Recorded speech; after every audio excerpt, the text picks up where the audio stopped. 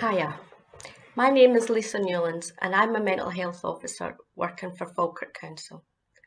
The aim of this talking head video is to provide you, the potential applicant, some information about what it means to be a community mental health officer or MHO.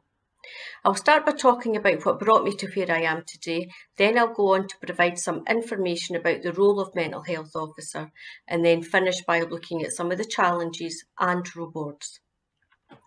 I've been a social worker based in an integrated mental health team for about 7 years.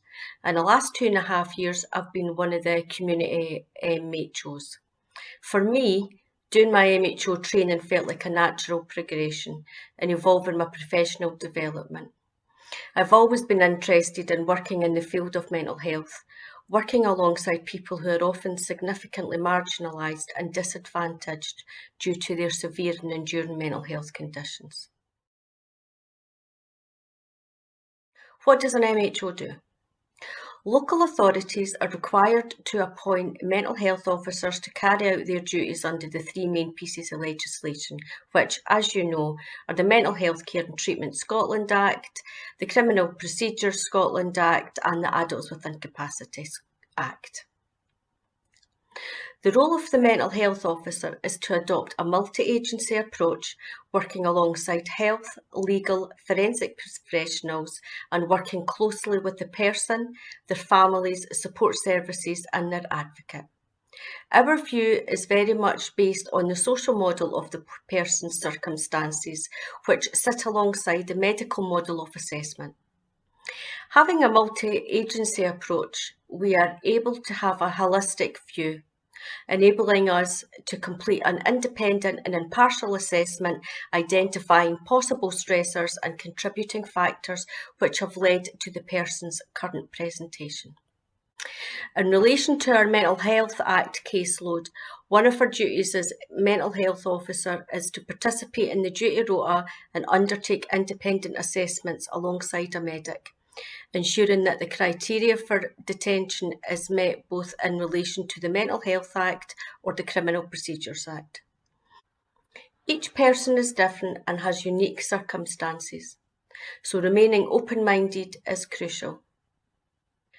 Your role is to complete specialist reports such as social circumstances report and complete comprehensive application forms for the Mental Health Tribunal service when applying for compulsory treatment orders.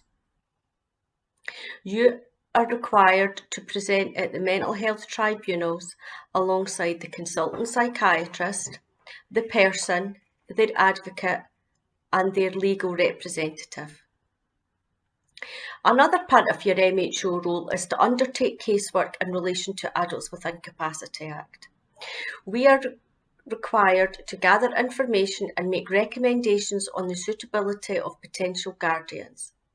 These reports inform the sheriff of the applicant's suitability to make decisions on behalf of their family member who has been assessed as lacking capacity to make complex decisions.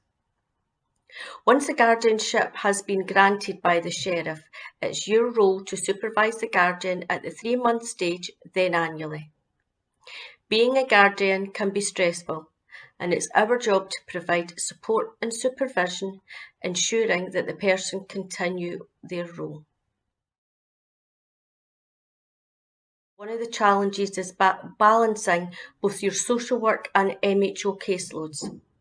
There are times when MHO casework needs to take priority due to the timescales of reports, attending tribunals and multi-agency meetings.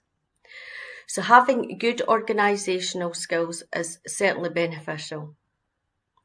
Being able to negotiate with your seniors about your caseload is also important. However, our job is all about juggling things and we're very proficient at doing so. As a community mental health officer, we need support from other MHOs, and there are now monthly forums available which are offered in addition to support from the senior MHO for supervision. These forums will enable you to feel supported and have time to develop your knowledge, experience and skills separate from your social work role. I feel that the learning opportunities available are endless. You're able to liaise with professionals from different settings, including solicitors, consultants, tribunal members, allowing you to gain different perspectives, new knowledge and skills. I feel that social work is a fantastic profession to be in, but sometimes it can be a bit samey.